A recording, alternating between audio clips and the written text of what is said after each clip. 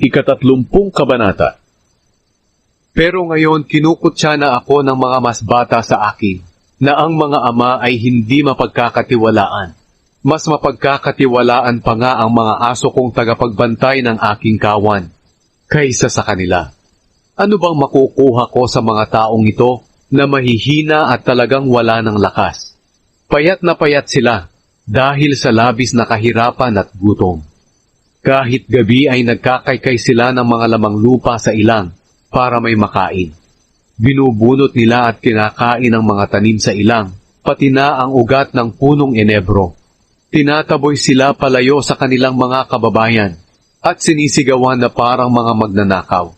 Tumitira sila sa mga lambak, sa malalaking bitak ng bato at mga lungga sa lupa. Para silang mga hayop na umaalulong sa kagubatan at nagsisiksikan sa ilalim ng maliliit na punong kahoy. Wala silang halaga. Walang nakakakilala at pinalayas pa sa kanilang lupain. At ngayon, paawit pa kung kutsain ako ng kanilang mga anak at naging katatawanan pa ako sa kanila. Namumuhi sila at umiiwas sa akin.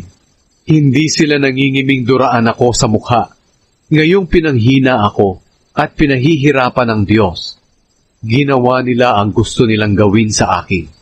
Nilusob ako ng masasamang ito at nilagyan ng bitag ang aking dadaanan. Talagang pinagsisikapan nila akong ipahamak.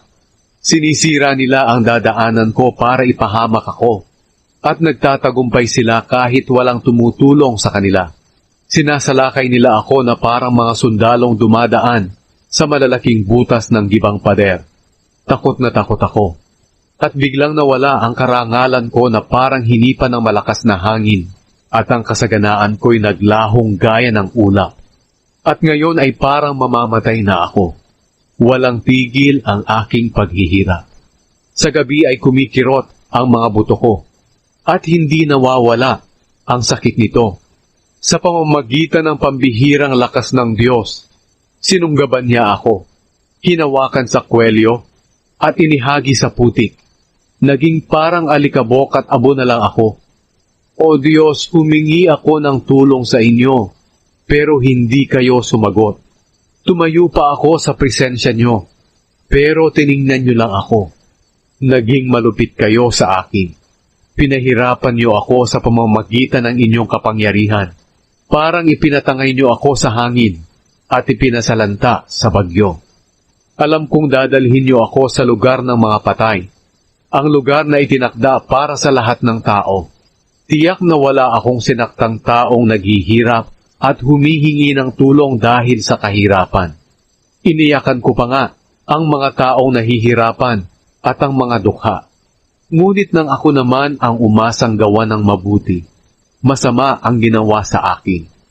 Umasa ako ng liwanag pero dilim ang dumating sa akin. Walang tigil na nasasaktan ang aking damdamin.